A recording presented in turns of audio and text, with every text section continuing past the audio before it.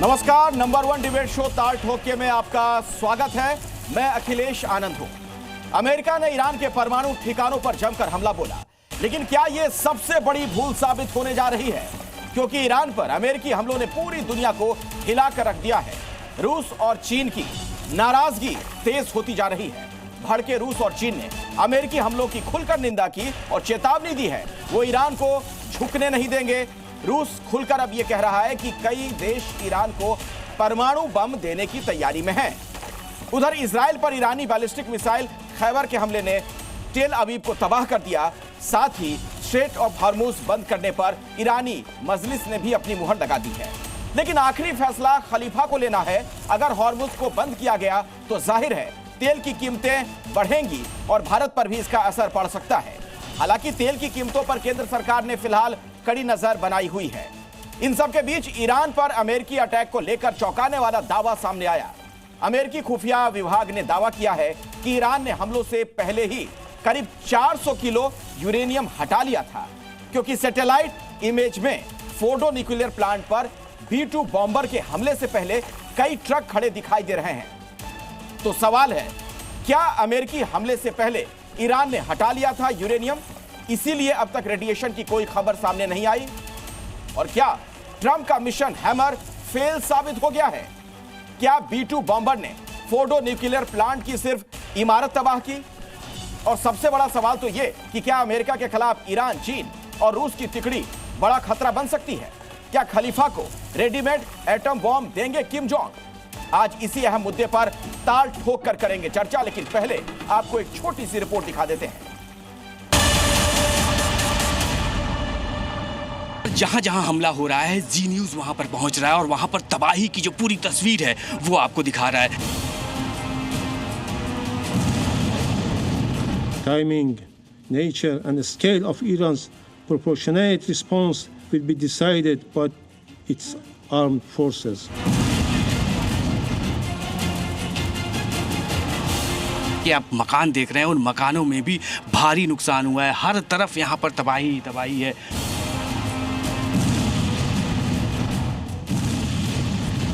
At midnight Friday into Saturday morning, a large B-2 strike package comprised of bombers launched from the continental United States.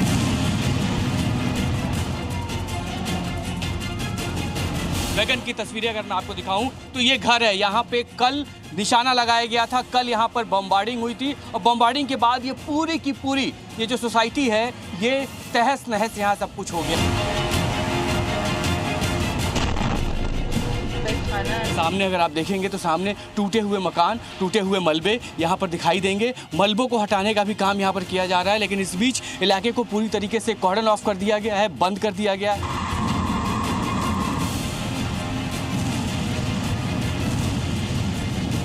Gambler Trump, you can start this war, but we will be the ones who end it. सवाल कई हैं और आइए उसी पर चर्चा शुरू करते हैं। बातचीत करने के लिए मेरे साथ जो मेहमान जुड़ चुके हैं उनसे मैं आपका तारुफ करवा देता हूं, परिचय करवा देता हूं। दीपक बोहरा साहब हमारे साथ मौजूद हैं, पूर्व राजनयिक, बहुत बहुत स्वागत है सर आपका। मेजर जनरल के सिन्हा साहब डिफेंस एक्सपर्ट के तौर पर हमारे साथ मौजूद हैं। Air vice marshal OP Tiwari ji मेरे साथ जुड़ चुके हैं डिफेंस एक्सपर्ट के तौर पर।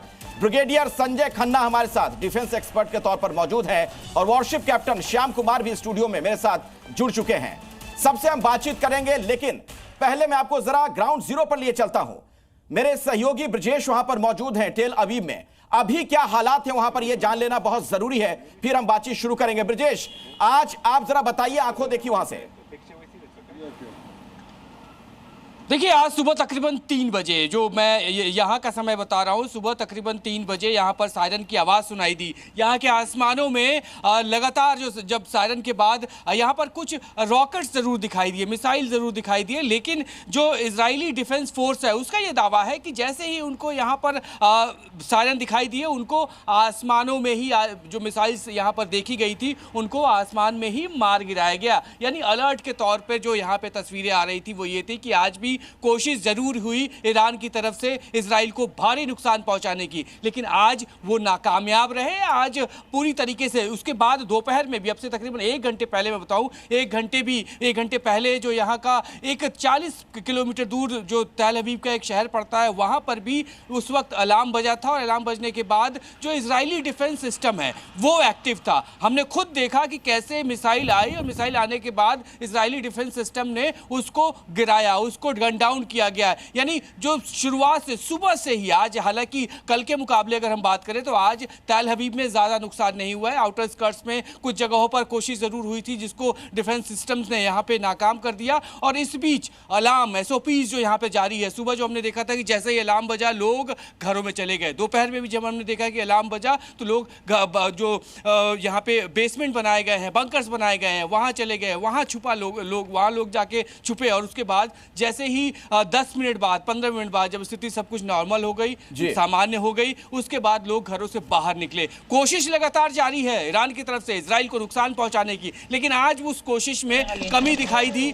आज यहाँ पर इजरायली जो डिफेंस फोर्सेज हैं उन लोगों ने उन सभी प्रयासों को मार गिराया। वहीं दूसरी तरफ भले ही ईरान इस बात को कह रहा है कि उसने नुकसान पहुंचाने की कोशिश की, नुकसान पहुंचाया भी, लेकिन ग्राउंड जीरो की बात मैं करूं तो आज की स्थिति कल के मुकाबले नुकसान आज कम है। और इसी वजह से अलर्ट के वजह से यहाँ पे जो घरों पे तो नुकसान हो रहा है, लेकिन जो किसी भी इंसानों के हताहत होने की खबर अब तक फिलहाल यहाँ पर नहीं आई है। चलिए ब्रजेश, आप भी अपना बहुत ख्याल रखिएगा। वॉर जोन में आप हैं, बहुत ध्यान से वहां से रिपोर्टिंग करिए। दोबारा मैं आपके पास लौटूंगा, आगे भी आपसे जानकारी जुटाएंगे। अब बातचीत की शुरुआत कर लेते हैं और मेरे साथ एक और मेहमान कर्नल शैलेंद्र सिंह भी जुड़ गए। सर, आपका भी बहुत बहुत स्वागत है।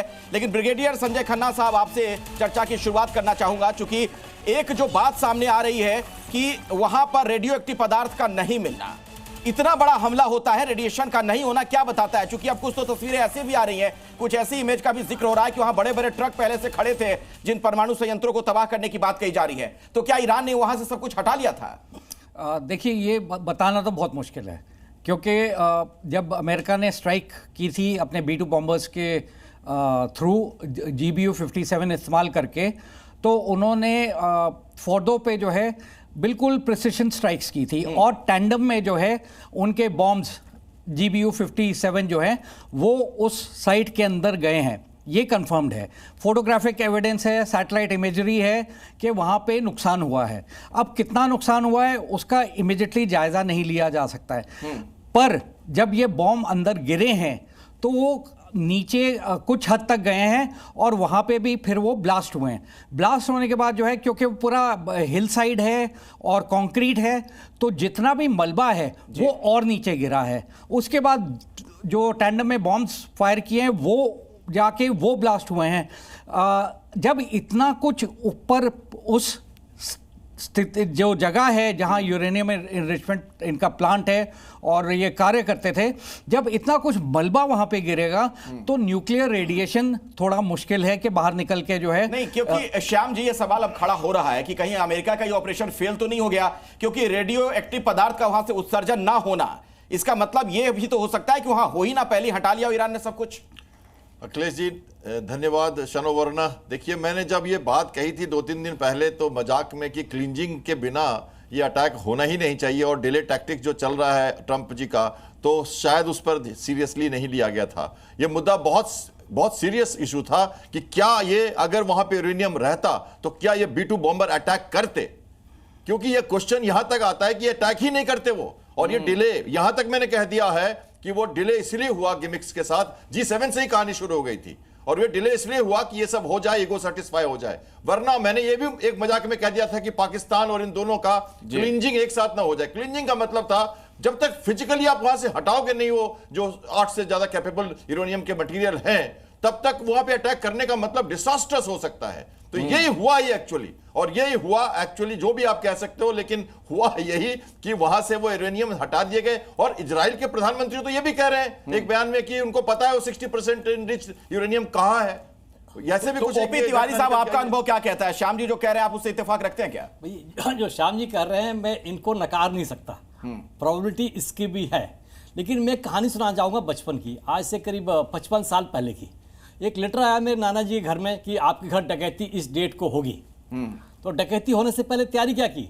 पुलिस तो थी नहीं, वो सामान उठा के किसी और के घर में रखा गया। डकैत आए, देखा कुछ नहीं मिला, वापस चले गए। तब मैं इसको इससे रिलेट करना चाहता हूं कि जो 4 साल 5 साल से तैयार होकर बैठा हुआ है कि हमारे न्यूक्लियर पर स्ट्राइक करेंगे, तो कोई इतना आसान तो नहीं है कि वो रखेगा मैं अपने पास रखा हूँ आप यहाँ स्ट्राइक कर दो। वो ऐसी जगह पर रखा होगा जाके, ऐसी जगह जहाँ की कोई अपने आप से इमेजिन भी नहीं कर सकता। भले ही मोसाद के जो एजेंट्स हैं ईरान में पूरे फैले हुए हैं, जिसकी वजह से इन्होंने काफ़ी तबाही बचाई, लेकिन इसका पता लगाना उनके लिए उतना आसान नहीं था। हो सकता है, जैसे श्याम जी एक बार और बताते हैं, हो सकता है कि रशिया में पहुंच गया हो, किसी और देश में रख दिया हो, क्योंकि 400 किलो कोई बहुत ज़्यादा तो है नहीं। ये बिल्कुल सुरक्षित जगह पर गया हुआ है और ये इसमें कोई डाउट नहीं है कि वहां पर कुछ स्ट्राइक नहीं हुआ। ये देखिए, जो डीप पेनिट्रेशन बॉम्ब्स जो होते हैं, ये बॉम्ब्स का टारगेट किया जाता है कि जहां सॉफ्ट लैंड है उसमें 300 फीट तक अंदर जा सकता है। अच्छा, कितना कंक्रीट है, उसका हेड जो है कंक्रीट जाके एक ब्लास्ट होगा, एक कंक्रीट तोड़ेगा, दूसरा आगे जाएगा, दूसरा हेड तोड़ेगा, तो उसमें 4 स्टेज नहीं हो सकते। उस बॉम्ब में 1 से 3 स्टेज से ज्यादा नहीं होते, तो उस स्टेज में एक कंक्रीट तोड़ सकता है, दूसरा लेयर तोड़ सकता है, लेकिन अंदर जाने की उसकी एफिशिएंसी और परफॉर्मेंस कम होता जाएगा जितना पहले डिस्ट्रक्शन होगा। तो अंदर जाना उतना संभव नहीं है अगर ईरान ने ढंग से उसका अपने रिएक्टर बनाया हुआ, जैसा कि 300 से 500 फीट करते हैं, 500 फीट जा नहीं सकता। तब तो के सिन्हा साहब, ईरान के परमाणु संयंत्रों को नुकसान पहुंचा कि नहीं, अब इस पर तो संशय के बादल मंडराने लगे हैं। देखिए अखिलेश जी, जय हिंद। अभी थ्योरियां तो बहुत आएंगी, कोई कहेगा कि मैंने पहले ही बता दिया था, ये हो जाएगा, ये हो गया, ये कहानी, ये सब कहानियां हैं, नैरेटिव हैं। नैरेटिव का कोई वैल्यू नहीं होता। ये जो सच्चाई है, जो एक्चुअली ग्राउंड फैक्ट जो होती है, पोस्ट डैमेज एनालिसिस होती है, और हम लोग टीवी में, मैं कहूँ, जहाँ हम पहुँच भी नहीं रहे हैं, कुछ चीज़ें देख करके और ये सोशल मीडिया के ऊपर खबर देख करके मैं उसका आकलन कर दूँ। ये आप लेके चलिए जहाँ भी, और कोई जिसको जो इन चीज़ों को डील किया है उसको ये नॉलेज है कि चीज़ें कैसे होती हैं। शिफ्ट कर देना ठीक है, शिफ्ट किया जा सकता है, जैसे अभी पहले भी बताया प्रवक्ता, वो भी 400-600 किलो को आप कहीं भी शिफ्ट कर सकते हैं। पाकिस्तान से बहुत सारे यूरेनियम इनरिच्ड आपको हिथरो में मिले हैं, इसके अंदर में ब्रीफ कैसे, इसका मतलब नहीं है कि हिथरो में जा करके वो किसी ने उसको यूरेनियम बना लिया। ये एब्सोल्युटली बचकाने वाली बातें हैं। ये स्ट्राइक बहुत ही सच ये हुई है, और इसके अंदर में वो पीछे गए हैं। ये कह देना कि कल हम कहीं, इतने दिन से तो बोला जा रहा था, क्यों नहीं बना लिया था वो एक एटम बम बना लेता। ये इसको आज पता था कि इसकी स्ट्राइक होने वाली है। ये जब इसने लॉन्च किया 7 अक्टूबर के बाद, उसके बाद पिछले साल जब 1 अप्रैल को उसने दमास्कस में मारा, उसको ये पता था कि मुझे पता था कि ये पहुंचने वाले हैं, पूरी दुनिया कह रही है कि यहाँ पहुंचेंगे जी। तो ये बचकानी वाली बातें हैं, बचकानी आकलन हैं। डैमेज बहुत सब्सटेंशियल है। ईरान बहुत पीछे चला गया। मैं ही नहीं कहूँगा, मैं कोई दावे नहीं कर सकता, ठीक है, पॉसिबल। तो अभी उन्होंने क्या, आज की परिस्थिति को देखेंगे ना, ये नैरेटिव टीवी डिबेट में बड़ा अच्छा लगता है कि अरे कुछ किया, America fail, Iran fail, Israel fail हो गया। उसने पूरे एयर सिचुएशंस को अपने कंट्रोल में कर लिया। उसने आकर के पहले कहते हैं करके देखो फिर देखते हैं मजा। साला एक हिम्मत नहीं हुई कि इनको अमेरिका के बेसिस को किसी को हाथ लगा कर देख ले। ये बातें बड़ी अच्छी हैं, इनको हम भी, यदि मैं भी ऐसे डिबेट करूं तो शायद आपको भी बड़ा अच्छा लगेगा कि हाँ ऐसे बोल रहे हैं कि शायद नहीं। तो मैं आप जो कह रहे हैं उसी को मैं आगे बढ़ाता हूं, उसी से सवाल जोड़कर पूछ लेता हूं कर्नल शैलेंद्र सिंह जी से। शैलेंद्र जी, आपको क्या लग रहा है, अब तक का आपका जो अनुभव रहा है सर्विस के दौरान का भी, और जो जानकारियां आप मिल रही हैं उसके आधार पर क्या आपको लगता है ईरान को कितना नुकसान पहुंचा है? मेरा सवाल उनके जो परमाणु संयंत्र हैं उनके संदर्भ में है। जय हिंद, नमस्कार। अगर ईरान को कोई नुकसान हुआ ही नहीं है तो प्रॉब्लम क्या है? फिर ये लड़ाई किस बात की चल रही है? ये सारा जो माहौल बना हुआ है, वो यूएन जा रहा है, वो दाएं बाएं, आज रशिया भी चला गया कि रुकवा दीजिए। फिर ये प्रॉब्लम क्या है? क्या उन्हें पता नहीं है? लेकिन फिर भी एक बड़ा रिस्पॉन्सिबल आकलन अगर किया जाए, कोई भी पॉसिबिलिटी होने से हम ओवर रूल नहीं कर सकते, लेकिन अपने आप में एक स्ट्राइक हुई है, स्ट्राइक सब्सटेंशियल हुई है। जहाँ तक बात है कि यस रेडिएशन बाहर आया या नहीं आया, आप कृपया कर एक अच्छा एनालिसिस अगर करेंगे तो ये आप पाएंगे कि अगर 300 फीट जैसा बोला जा रहा है, अगर 300 फीट के नीचे कोई चीज़ अगर डिस्ट्रॉय भी हुई है और अगर GBU बॉम्ब के द्वारा ही हुई है, तो ऑब्वियस बात है कि वो बाहर कैसे आएगा। वो अंदर उसके टनल जो है वो किलोमीटर लंबी भी हो सकती है। ऐसा नहीं है कि आपने 10 मीटर के ऊपर मार दिया तो 10 मीटर से इमीडिएटली आपके यूरेनियम के रेडिएशंस आ जाएंगे। बट अपने आप में रेडिएशन आना या नहीं आना IAEA कर रहा है ना उसके ऊपर। मुझे नहीं लगता कि मुझे इसके ऊपर कोई आकलन करना चाहिए कि रेडिएशन 300 फीट से ऊपर वापस आया, क्यों नहीं आया, क्यों आया। ये दोनों चीजें अपने आप में एज अ गुड एनालिसिस मैं बिल्कुल नहीं करना चाहूंगा। दरअसल अमेरिका की ओर से भी कुछ एक्सपर्ट्स की तरफ से भी ये शक जाहिर किया जा रहा है कि वहां पर जो दर्जनों ट्रक पहले से लगे हुए थे, कुछ जो तस्वीरें सामने आई हैं उसको लेकर ये शक हो रहा है कि कहीं ऐसा तो नहीं कि हमले से पहले सब कुछ वहां से हटा लिया गया था। 600 किलो यूरेनियम हटाने के लिए 27 ट्रक चाहिए थे आपको, आप बता दीजिए। चलिए कोई बात नहीं, हो सकता है। आपको क्या लग रहा है कि वो पूरा का पूरा रिएक्टर लेकर वो 27 ट्रक निकल गए? 27 ट्रक में एक पूरे के पूरे साइट की जितनी भी हार्ड असेट्स हैं सब रखते हैं। बट फिर भी मैं इस बात को ओवर रूल नहीं कर रहा हूं, मैं सिर्फ ये बोल रहा हूं रेडिएशन बाहर आना या ना आना ये अपने आप में दोनों पॉसिबिलिटी है। इवन अगर वो स्ट्राइक सक्सेसफुल दीपक बोरा साहब, मैं आपके पास आऊं उससे पहले ओपी तिवारी जी इस पे कुछ जवाब देना चाह रहे थे शायद आप कुछ, हाँ इस पे कुछ कहना चाह रहे थे। नहीं कुछ नहीं कहना चाहता मैं तो। अच्छा ये कर रहे थे, ठीक है। Nothing, see there are so many प्रॉब्लमिटी, इतने ऑप्शंस हैं। जहां से क्वेश्चन उठ रहा है, जहां से क्वेश्चन उठ रहा है तो कुछ तो होगा।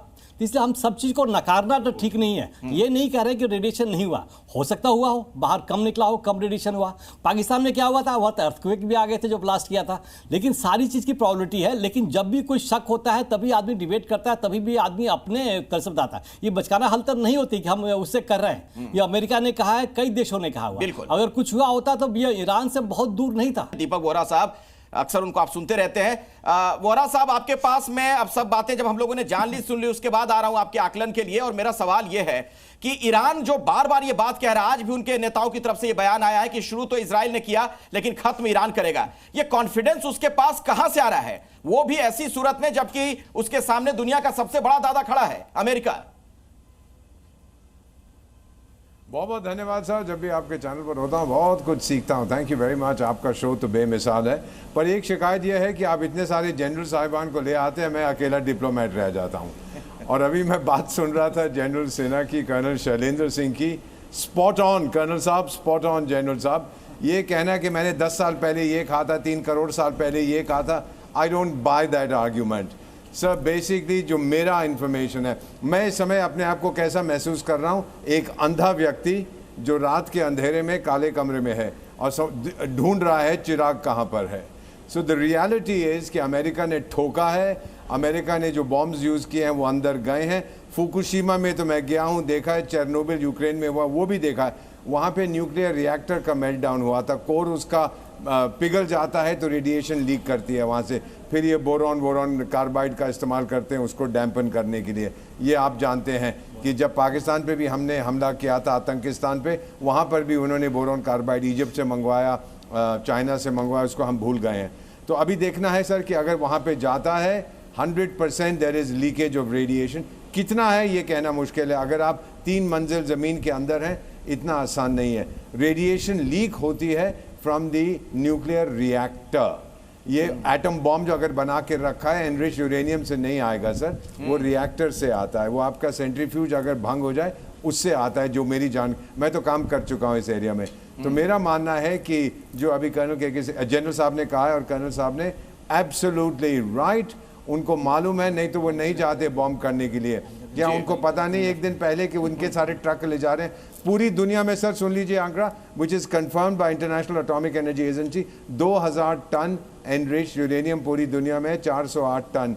ये अभी जून की रिपोर्ट है, ईरान के पास है। वो मेरा नहीं मानना, उन्होंने इतना नीचे रखा हुआ था, सोचा ये सुरक्षित है। ट्रंप साहब ने कह दिया कि मैं तो 2 हफ्ते की मोहलत दे रहा हूँ, उसके बाद सोचूंगा, 2 दिन में कर दिया। स्ट्रेटेजिक डिसेप्शन, और इसके साथ डिनाइल भी होता है और उसके बाद डिस्ट्रक्शन। और जो अब कह रहे हैं कि जंग उन्होंने शुरू की और ख़त्म हम करेंगे, सर वो बॉलीवुड की फिल्म नहीं थी कि जंग इसने शुरू की, ख़त्म हम करेंगे। अगर खीर मीठा मांगोगे खीर देंगे, कश्मीर मांगोगे चीर देंगे। ये सब बॉलीवुड की फिल्मों में बड़ा अच्छा लगता है। अच्छा, ये पॉस्चरिंग है सिर्फ, ये मतलब आप ये कह रहे हैं, ये डायलॉग डिलीवरी है सिर्फ सर, बस ये डायलॉग अदायगी है, डायलॉग है। नहीं तो भागेंगे क्यों? भागेंगे क्यों सबके पास कि रुकवाओ रुकवाओ रुकवाओ। अगर इतनी ताकत है तो आप चले जाओ जाके न्यूक्लियर एक आधा बॉम्ब अपना वॉशिंगटन पे फेंकाओ। ठीक है, वोरा साहब जब कह रहे थे अपनी बात कुछ रखना चाहते हैं आप शाम जी। नहीं, अपनी अपनी बातें कहने का सभी को अधिकार है और बिल्कुल अपनी भावनाएं आकलन कर सकते हैं लोग। देखिए, ये बात इसलिए कही जा रही है कि जो एक तरह से डाइवर्जनरी टैक्टिक्स जो अपनाया जा रहा था पिछले 10 दिनों से, उसके हिसाब से अगर कोई क्रमबद्ध तरीके से इन चीजों को देखे तो बहुत कुछ लगता है कि ये हुआ था। और ये इसलिए हुआ था क्योंकि 10 कार में, एक रिपोर्ट भी है कि 10 कार में वो 300 से 400 यूरेनियम और एक इंपॉर्टेंट पार्ट्स जो है वो मूव कराए जा सकते हैं। यही सैटेलाइट पिक्चर पहले क्यों नहीं दिखाई गई थी, ये अटैक के बाद अगले दिन क्यों दिखाई जा रही है। तो ये एक तरह का ये तरीके हैं बात करने के। सांप भी मर जाए, यही वर्ड मैंने यूज किया था एक चैनल पे, सांप भी मर जाए और लाठी भी ना टूटे, ईगो भी सेटिस्फाई हो जाए। खामनेई कहां है, किधर है, कहां बंकर में है, हम जानते हैं, पर उनको नहीं मारेंगे, अभी समय नहीं आया है। क्या मतलब था इसका? और अब भी वो कह रहे हैं, आज की बात कह रहे हैं ट्रंप कि अब हम रिजीम चेंज की बात नहीं कर रहे हैं, अगर वो they can buy peace I am happy. ये चेंज हो रहा है डायरेक्टिव, तो ईगो सेटिस्फेक्शन तो हुई है कहीं ना कहीं। और दूसरी बात, जहां तक स्ट्रैटेजिक डाइवर्जन की बात है, उन्होंने कहा है कि मिलिट्री का जो माइट है वो अमेरिका ने, इस पर मैं एग्री करता हूं। अमेरिका ने, मैं पायलट हूं, समझता हूं एयरक्राफ्ट ऑपरेशंस को और टॉमैक मिसाइल्स की फायरिंग को भी समझता हूं, दोनों नेवल पायलट हूं, अच्छी तरह से समझता हूं कि उनका जो टेरिटोरियल वाटर में पाकिस्तान के खड़ा है उनका USGN 729 150 टॉमैक मिसाइल लेके, उसके बारे में समझता हूं, सितंबर से उधर घूम रहा है। सिन्हा साहब, इस पर कुछ कहना चाहेंगे आप, जो श्याम जी कह रहे हैं? नहीं, श्याम जी सही कह रहे हैं, मगर हमें यह समझना पड़ेगा कि हम थोड़ा सा प्रैक्टिकल डोमेन में आकर के बात करें तो ज़्यादा बेटर रहेगी। देखिए, ये तो सब जानते हैं, कह दिया जब हमने बालाकोट किया कि वहाँ कौवे मरे या एक आपका पत्ता गया, तो ये मैं मानता हूँ आज जो डिबेट हो रही है उसके ही हम लेवल पे चले गए, क्योंकि पाकिस्तान तो कहा था कौवे गिरे, पत्ते गिरे, फिर अभी आपने किया ऑपरेशन सिंदूर, कुछ नहीं हुआ, हम फील्ड मार्शल बन जाएंगे। देखिए, ये जो ये मानसिकता है ये मिलिट्री डोमेन, मेरे डोमेन से बाहर है। अच्छा, हमारी भी आकलन है, बहुत हम कहना नहीं चाहते, बहुत ऑपरेशंस किए हैं, यूएन के अंदर में भी ऑपरेशंस किए हैं, तो हम ये कहें कि ऐसा नहीं है। बात यह है कि हमें जमीन के धरातल पे रख के बात करनी चाहिए। नहीं तो आपको क्या लगता है सिन्हा साहब, मैं आपकी अनुमति से एक सवाल जोड़ दे रहा हूं, आपकी इजाजत से एक सवाल जोड़ दे रहा हूं, आप जवाब बुरी हालत हुई है। नहीं सिन्हा साहब, तो क्या आपको लगता है कि बिल्कुल तहस नहस कर दिया गया उसके परमाणु संयंत्र को? तीनों जगहों पर जो अटैक किया अमेरिका ने, उसका खामियाजा भुगतना पड़ा ईरान को, उसका बहुत बड़ा नुकसान हुआ है, बहुत बड़ा। वो बहुत छोटा मोटा नहीं साहब, ये पत्ते कौवे नहीं मरे हैं। ये जिसकी एयर सुपीरियरिटी है वहां पर, और वो इतने समय से है, 13 तारीख तो आप लेके चलें, वहां से लेकर के 11 दिन, और जब वो एक एक वहां के जनरलों को, एक एक साइंटिस्ट को चुन किसकी किस देश की कैपेबिलिटी है? कोई कहेगा कि हम ये किया, मैं भी कहूंगा कि हमने बड़े ऑपरेशंस किए, जिंदगी में लड़ाई लड़ी कि हम जान नहीं है साहब। हमने जिंदगी में 40 साल लड़ने के अलावा कुछ किया ही नहीं है, नहीं ये कैपेबिलिटी जो उनके जो दिखाया है इजराइल ने। आप मार सकते हैं इतने IRGC कमांडर को, एक को हम हाथ नहीं, और मिनट टू मिनट। तो कहने का मतलब ये इतना बड़ा इशू नहीं है खेल कर रहा है साहब। हाँ, ये रेडिएशन हुआ कि नहीं? एब्सोल्युटली नहीं है, they have gone. Sanjay Khanna ये साहब, ये बकवास हमें ना करें, हम लोग ऐसे डिबेट में ना पड़े। ठीक है सिन्हा साहब, आपकी बात हो गई सर, मैं समझ गया आपका पॉइंट। संजय खन्ना, देखिए मुद्दा, जब इजराइल ने ईरान के ऊपर अटैक किया था, बेसिकली 3 मुद्दे थे।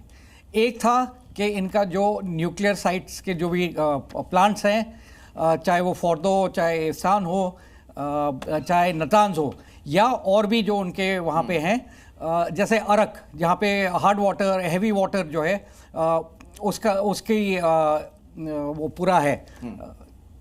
तो पहला मुद्दा ये था।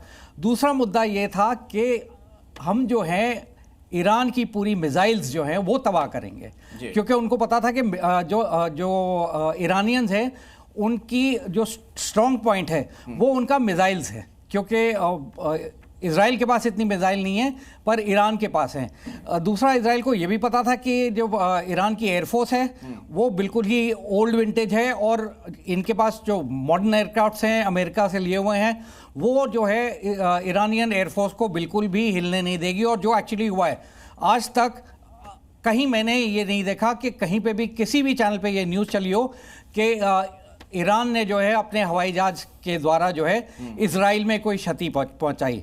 तीसरा था रजीम चेंज का। तो ये 3 मुद्दों के साथ जो है ये तो रजीम चेंज को लेकर ट्रंप ने बयान तो दिया कि अभी वो जल्दबाजी में नहीं है, इंतजार कर रहे हैं। देखिए, ट्रंप के ऊपर कौन, मेरे को आप बताइए कि कौन इस दुनिया में ट्रंप की बातों पे विश्वास करता है।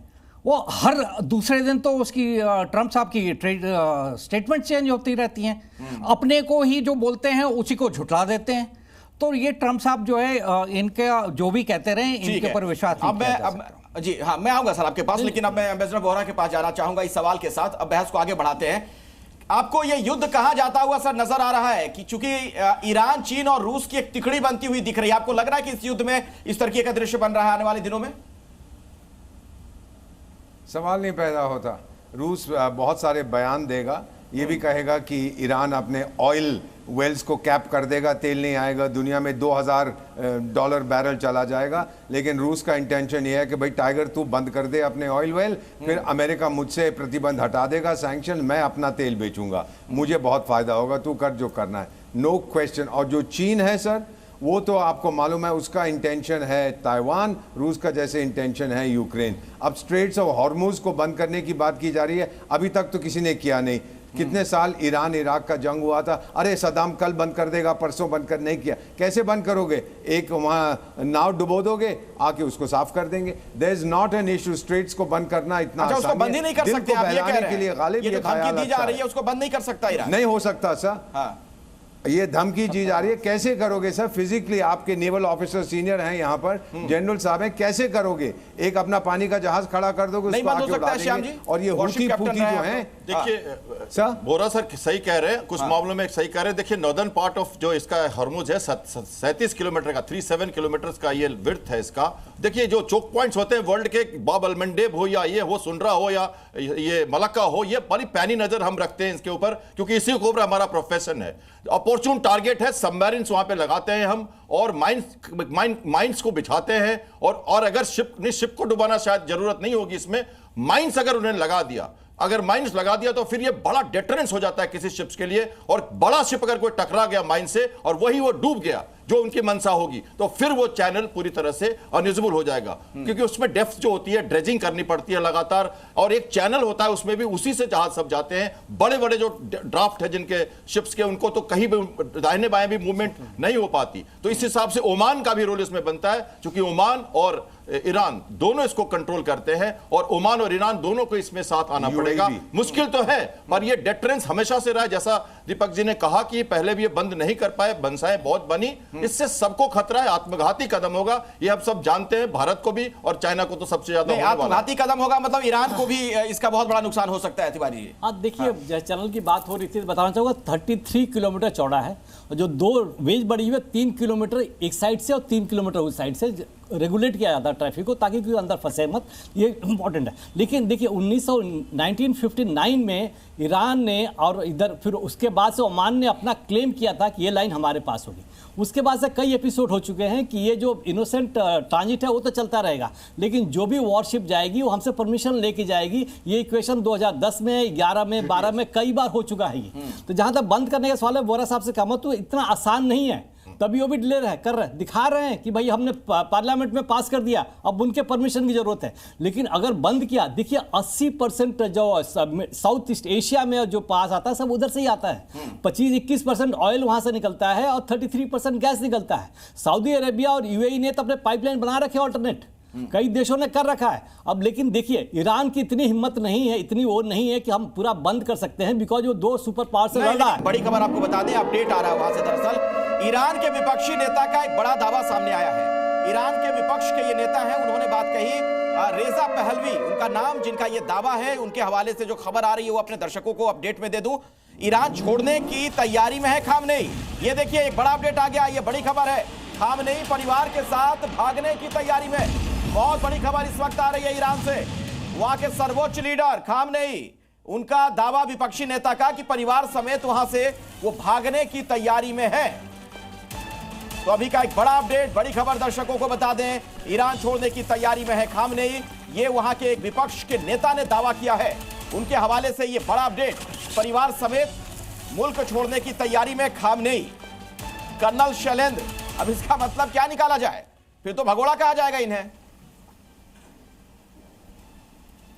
देखिए, उनके फॉरेन मिनिस्टर रशिया करने क्या गए थे और क्या मिला, क्या अनाउंस हुआ? आप क्यों नहीं मानेंगे इस बात को भी कि ये इस पॉसिबिलिटी की भी डिस्कशन कर सकते हैं? अगर हमने आकलन ही करना है तो ये पॉसिबिलिटी भी रूल आउट नहीं होनी चाहिए कि वो एक्चुअली गए थे कि हाँ जनाब हमारे खमैनी साहब निकलेंगे, आपके यहाँ आएंगे, ये सारा कुछ मंजूर है कि नहीं? सपोर्ट आप नहीं दे रहे, कोई बात नहीं, आप आर्म्स एमुनिशन नहीं दे पाओगे, कोई बात नहीं, कोई बड़ी बात नहीं है। आपके अपने मुद्दे हैं, हमारे अपने मुद्दे हैं, तो बेस्ट इज़ एटलीस्ट ये हो जाए। देखिए, अगर हम जब भी किसी तरह की बात करें, जैसे इवन हम स्ट्रेट को क्लोज करने की बात कर रहे हैं, इतना आसान काम नहीं होता। आपका मुस्लिम ब्रदरहुड भी अफेक्टेड है इसमें, आप अकेले नहीं हैं। और अगर आप बंद कर लेंगे तो आपका अपना ऑयल भी जाना और आपके पास बाकी इंपोर्ट आना वो भी अफेक्ट होगा। आपका सबसे बढ़िया दोस्त सो कॉल्ड चीन सबसे ज्यादा ऑयल आपसे ले रहा है, उसकी टोटल डिपेंडेंस है आपके ऊपर। आप इसको कैसे बंद कर देंगे? आप बंद करिए, आप थ्रेटनिंग पोस्चर जरूर कर सकते हैं। आपने वो ड्रोन लॉन्चिंग वाली शिप को भी आगे बढ़ा दिया है, आपने पार्लियामेंट से भी अप्रूवल कर दिया है, बट आप करेंगे कैसे? एक बात। दूसरी बात, क्या आप इसे मेंटेन कर लेंगे बंद करना? आपको क्या लग रहा है यूएस एयरफोर्स, वर्ल्ड की एयरफोर्सेस और जो नेवल फोर्सेस वहां पर आएंगी तो वो क्या भजिया तलने आएंगी? आप अगर 4 माइन लगा दोगे तो आपको क्या लगता है यूएस के पास माइन क्लियरेंस कैपेबिलिटी है ही नहीं?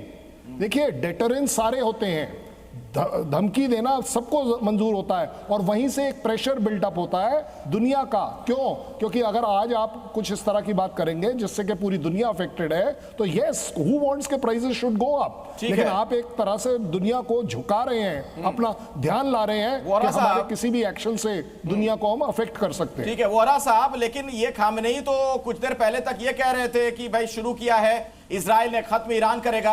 अब ये खबर आ रही है कि वो भाग रहे हैं परिवार समेत, तो भगोड़ा साबित हो जाएंगे। अब इसका मतलब क्या निकाला जाए? कथनी करनी में तो बड़ा फर्क दिख रहा है फिर तो। ये जो अभी कह रहे हैं सर, ये जो हमारे तो मेरे ग्रुप में लोगों ने कहा था, वो तो ऑलरेडी मॉस्को में बैठा हुआ है सर, और उसका जिगरी यार सीरिया का वो बशार अल असद भी वहाँ पर है, तो दोनों शाम को वही कर चाय पीते हैं और क्या क्या पीते हैं मुझे मालूम नहीं है। वो चला गया है सर, वो फ्राइडे में भी जो जुम्मे के दिन की नमाज होती है उसमें भी सामने नहीं आया था। ही इज़ नॉट देयर, क्योंकि जो वहाँ के क्रांतिकारी हैं, रेवोल्यूशनरीज हैं, वो मानते हैं कि क्योंकि ये स्पिरिचुअल हेड है, टेम्पोरल हेड भी है, सरकार का भी हेड है, हमारे धर्म का भी हेड है, इसका जाना बहुत ज़रूरी है। जब तक ये जिंदा रहेगा शायद हमारी रेवोल्यूशन जिंदा रहेगी। ये चला गया तो फिर रेवोल्यूशन ख़त्म हो जाएगी। अब सीरिया वाला भी वहाँ बैठा हुआ है, सोच रहा है, पूजा कर रहा है कि किसी दिन मैं वापस चला जाऊँ। कई ऐसे किस्से हुए हैं, भाग जाते हैं फिर वापस आते हैं। खमैनी का भी है, लेकिन खमैनी की एक कमज़ोरी है कि उम्र बहुत हो गई है, 86, 87, कितनी देर जिंदा रहेगा ये मानना, ये कहना बड़ा मुश्किल है। But it is true sir, Iran में जो मेरे फ्रेंड्स हैं, मेरा ग्रुप है जो कह रहे हैं, वहाँ पर पूरी तरह से दहशत है, किसी को पता नहीं है क्या कहना है। कोई कुछ कह रहा है, कोई कुछ। मल्टीपल सेंटर्स ऑफ गवर्नमेंट वहाँ पे बन चुके हैं सर, वो सरकार टूट रही है सर। मेजर जनरल सिन्हा साहब, ये बताइए मुझे, अगर इस तरह की जो खबर आ रही है, हालांकि विपक्ष के नेता के हवाले से ये दावा किया गया है, लेकिन जब खामनेई भाग जाएंगे तो फिर क्या हाल होने वाला है ईरान का? उसका क्या हश्र होगा? उसका सहज अंदाजा लगाया जा सकता है?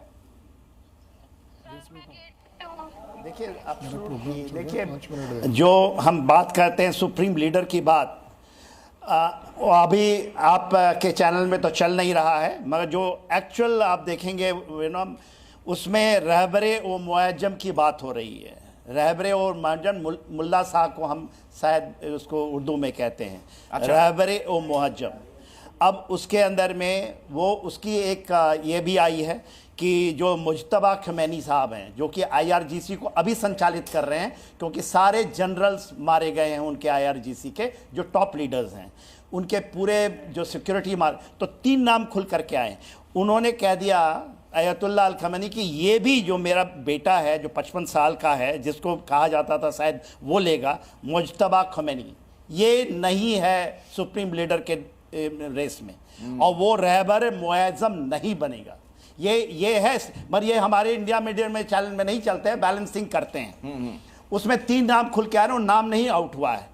यदि आप इसके डीपली अभी जाएंगे, अलरेजा राफी का नाम आता है, वो कौम सेमिनारी के ये हैं, प्रमुख हैं, और असेंबली ऑफ एक्सपर्ट के मुखिया हैं, उनका नाम। अली असगर हेजाजी का नाम आ रहा है, वो आप देखें, वो ईरानी खुफिया विभाग के हेड ये हैं, और हाजी हुसैन बुसारी जो कि उनके पर्सनल बॉडीगार्ड के रखते हैं और प्रमुख धर्मगुरु हैं, जो कहा जा रहा है कोई लेने के लिए तैयार नहीं है। ये आप लेके चलिए। और देख, दीपक साहब, बोरा साहब कह रहे थे, तो एक पॉसिबिलिटी है, या तो निकल गए हैं, क्योंकि उनका जो डिप्टी जो थे उनके, वो तो ऑलरेडी उनका तो कंफर्मेशन खुद आया है ना कि वो रशिया में हैं, वो तो उनके साथ में है नहीं। इनका कहते हैं कि ये कहीं ऐसे ही बंकर के अंदर में है, और ये तो किनारे लग जाते यदि आप लेके चलिए तो 13 जून के। मगर अमेरिका ने इसके ऊपर वीटो किया हुआ है कि आप नहीं मारेंगे जी, क्योंकि इसी से वो रशिया को मैनेज कर रहा है।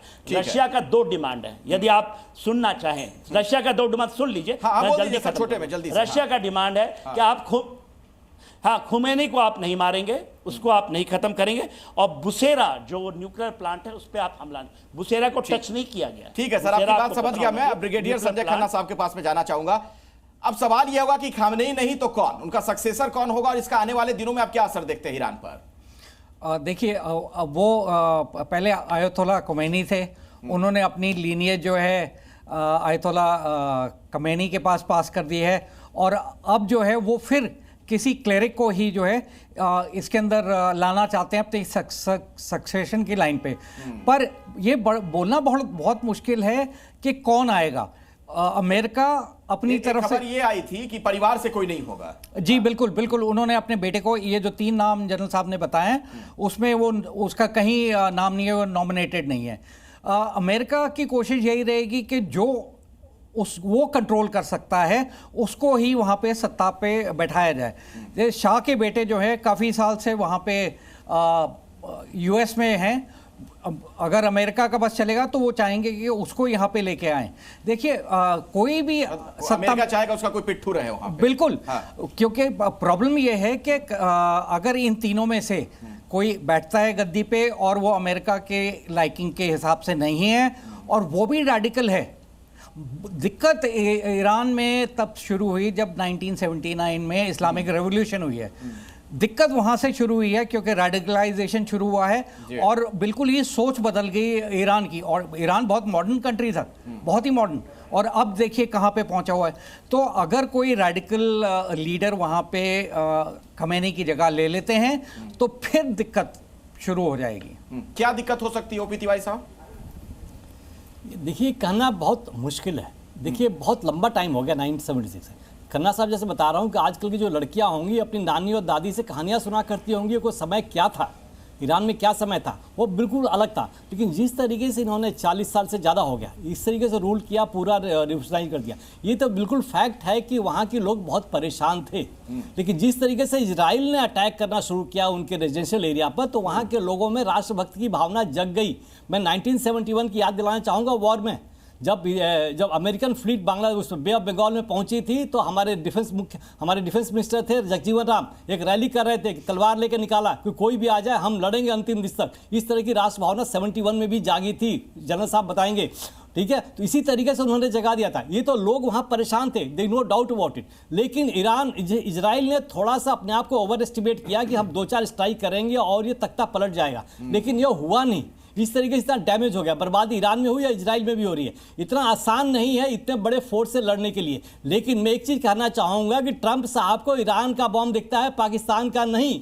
पाकिस्तान का क्यों नहीं देखता? पाकिस्तान में उनके पिट्ठू बैठे हुए हैं, बांग्लादेश में बैठे हुए हैं और वहाँ भी बैठाना चाहते हैं। ये हमारे लिए, भारत के लिए एक बहुत ही बड़ा इंडिकेशन है कि हमें कुछ करना पड़ेगा। ये ट्रंप साहब की जो नीति है, जिस तरीके से अटैक कर रहे हैं और परेशान कर रहे हैं, एक तरह से काम नहीं चलेगा। ये तो सही बात है कि रशिया और चाइना सामने से नहीं आएगा, लेकिन अगर ये वॉर थोड़ा घिंचा और ज़्यादा, विश्व युद्ध तो नहीं कर सकते लेकिन हो ही गया। जब 2 देश एक के खिलाफ लड़ रहे हैं तो विश्व युद्ध तो ही।